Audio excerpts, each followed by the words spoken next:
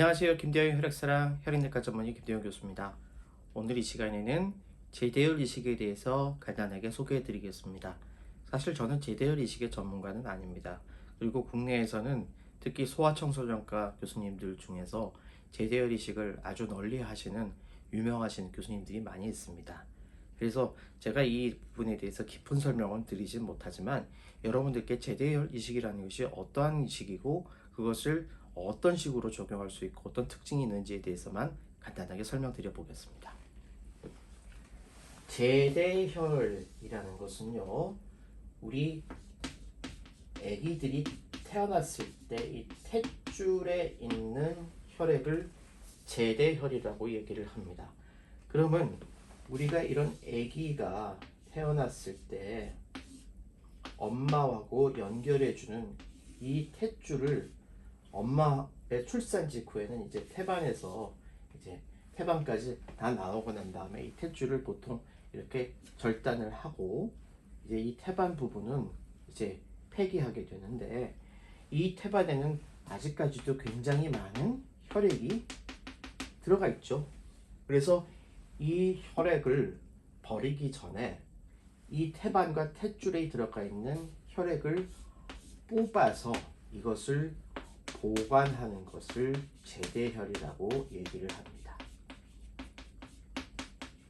이 제대혈이 어떤 특징을 가지고 있냐면은 되게 아기가 태어나면서 엄마에게 여러 가지 영양분을 공급받고 또 엄마에게서 필요한 성분을 받는 과정에서 이 제대혈에 굉장히 많은 이 조혈모 세포가 들어가 있다는 것을 우리가 알게 된 이후 이것도 유용한 조혈모 세포 이식의 하나의 세포로 사용할 수 있겠다.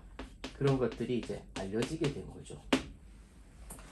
그래서 현재 국내에서는 이렇게 제대혈 기증을 만약에 결심하시면 이 제대혈을 받아다가 기증을 받는 제대혈 은행이라는 것들이 많이 있습니다. 주로 공공기관 위주로 많이 돼 있고요.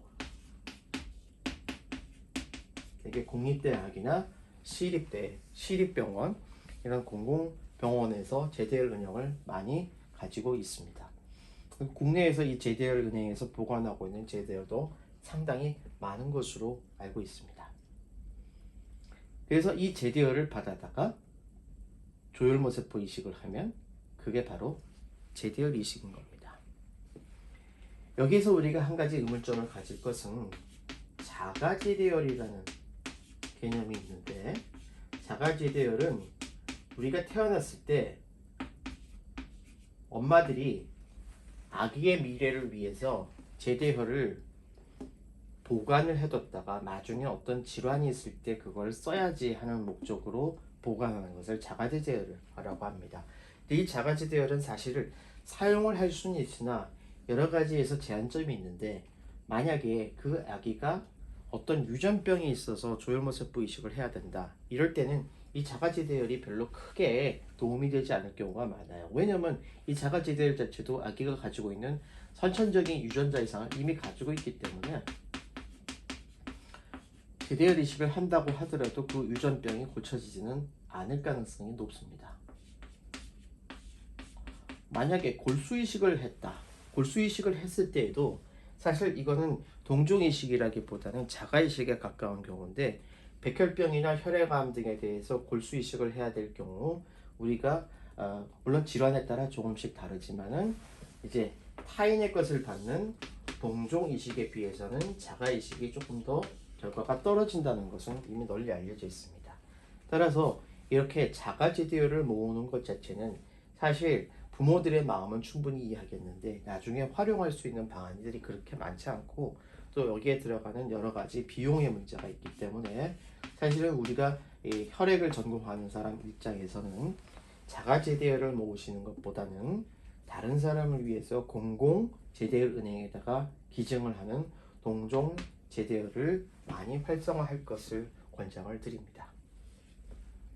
그러면 이런 제대혈 이식과 일반 우리가 예를 들어서 형제 이식이라든지 아니면 타인 성인에게서 받는 타인 이식이라든지 아니면 반일치 이식이라든지 이런 다른 이식과 어떠한 차이점이 있느냐면은 보통 이렇게 이 말초나 골수에서 뽑아낸 조혈모세포의 경우 이 조직적합벽 항원이라고 하는 HLA를 우리가 맞출 때 병원에 따라서 교수님에 따라서 조금 다르지만은 HLA, A, B, C, DR, DQ 이렇게 5쌍 10개를 다 맞추는 경우도 있고요. 병원에 따라서는 이 DQ를 안 맞추고 DR까지만 8개를 맞추시는 경우도 있는데 제대열 이식은 요 DR까지도 안 보고 보통 A, B, C 6개만 맞춰서 이식을 하는 게 좀 다릅니다.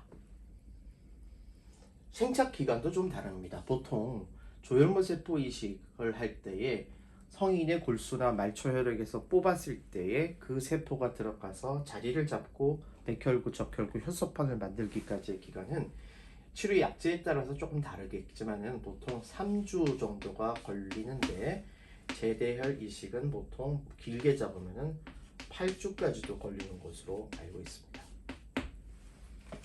따라서 이 8주까지 유지를 하는 기간 동안에 여러 가지 감염의 위험이 조금은 더 높아지게 됩니다. 실제 이 제대혈 이식을 할 때 상당히 어려움을 겪는 경우가 바로 이런 생착 기간이 길어서 백혈구가 올라갈 때까지 시간이 많이 걸리기 때문에 감염이 많이 발생하는 것들이 하나의 어려움이 되고요. 그 다음에 제대혈이라는 것 자체가 이미 이 몸 바깥에서 있는 것들을 신선하게 뽑는 게 아니라 한번 탯줄에 있는 것을 뽑아서 은행에다가 냉동 상태에서 보관하는 것을 사용하는데 이 냉동 상태에서 보관을 할 때 보관 기술이라든지 여러 가지 어떤 변수에 의해서 이 제대혈 자체가 몽땅 다 죽거나 일부가 기능이 제대로 안 되거나 해서 생착이 잘 이루어지지 않는 경우가 있을 수 있습니다. 그래서 이러한 것들을 막기 위해서 보통 제대혈 이식을 할 때는 한 개의 제대혈보다는 2개의 제대혈을 동시에 이식하는 더블 코드라는 방법을 많이 사용합니다. 그리고 이 기증자의 문제, 아까 말씀드렸던 대로 사실은 이와 같이 자가제대혈을 쓰는 것보다는 동종제대혈을 쓰는 것들이 더 유리한데 실제 형제이식의 경우에는 우리가 형제이식을 찾을 수 있는 확률이 25% 정도 되고요.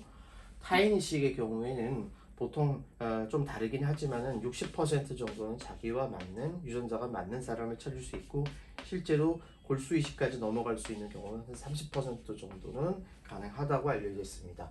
실제 기증자가 우리나라에 39만 명이 지금 대기하고 있기 때문에 이 중에서 타인 계증을 찾는 것은 그렇게 어렵지 않습니다. 그리고 반일치의 경우에는 부모님이나 자식으로부터 언제든지 받을 수 있기 때문에 이러한 점에서는 이제 이러한 말초 혈액이나 골수에서 뽑는 게 조금 더 유리하겠죠. 하지만 국내에서 이런 제대혈 은행이 아직 활성화되어 있지 않아서 이 제대혈 은행에 보관되어 있는 이 제대혈의 개수가 아직은 5만 개 미만입니다. 그래서 그렇게 기증자를 찾기가 쉬운 상황은 아니죠. 그러면 제대혈 이식을 어떨 때 쓸 수 있을 것이냐?